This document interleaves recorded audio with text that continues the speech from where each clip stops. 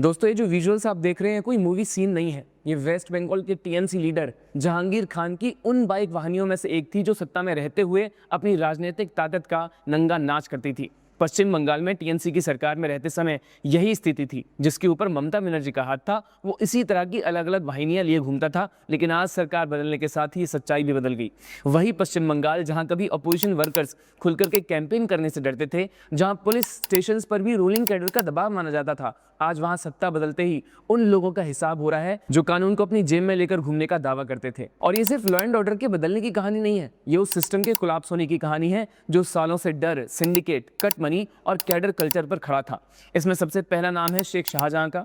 याद करिए जनवरी 5, 2024 का वो दिन जब ईडी ऑफिशियल्स शेख शाहजहां के घर रेड करने पहुंचे थे और उन पर मॉब अटैक हो गया था। बाद में इन्वेस्टिगेशन में सामने आया कि शाहजहां ने सिर्फ 30 मिनट के अंदर 28 कॉल्स किए। यानी सिस्टम इतना ऑर्गेनाइज था कि एक सिग्नल पर भीड़ इकट्ठा हो जाती थी। खैर अब उसी प्रेसिडेंसी जेल में रेड होती है, 23 मोबाइल फोन सीज होते हैं। शाहजहां भी उन्हीं मुजरिमों में से एक था। इसके बाद सीनियर जेल ऑफिशियल सस्पेंड होते हैं और सीआईडी प्रोब शुरू होती है। यानी जो जेल कभी एलिजिड पॉलिटिकल स्ट्रांगमैन के लिए कमांड सेंटर बन चुकी थी, अब वो फिर से जेल बनाई जा रही है। बंगाल में सिंडिकेट राज कोई स्लोगन नहीं था। कंस्ट्रक्शन से लेकर के लोकल बिजनेस तक बिना लोकल नेता की परमिशन कुछ भी पॉसिबल नहीं था। आम दुकानदार से लोकल बिल्डर तक हर कोई इसी इकोसिस्टम की चर्चा करता था, लेकिन खुलकर बोलने से डरते थे।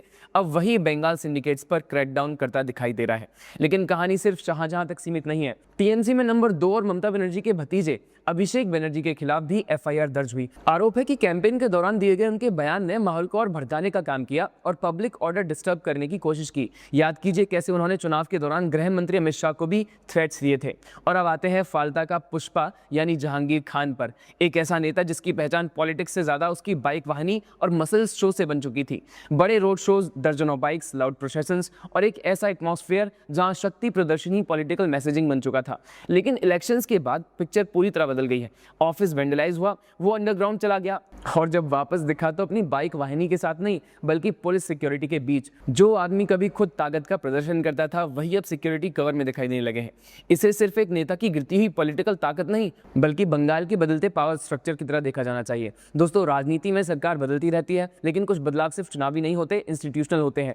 एक बात गौर करने वाली यह भी है कि जब सत्ता में इनकी जैसी विचारधारा के लोग थे तब इन्हें ऑलमोस्ट फ्री हैंड मिला हुआ था, मनमर्जी से हंगामा करने के लिए, दबाव बनाने के लिए और कई जगहों पर हिंदुओं पर हमले करने के लिए। लेकिन आज वही लोग पहले जैसी खुली छूट में दिखाई नहीं दे रहे हैं और शायद इसी वजह से आज बंगाल में जो हेडलाइंस बन रही है ना, वो सिर्फ पॉलिटिक्स की नहीं बल्कि लॉ एंड ऑर्डर की वापसी की कहानी बता रहे हैं। स्टेट धीरे धीरे उस डायरेक्शन में जाता दिख रहा है जहां डर नहीं बल्कि कानून ऊपर रहता है, गुंडे नहीं सरकार सर्वोच्च होती है। नमस्कार।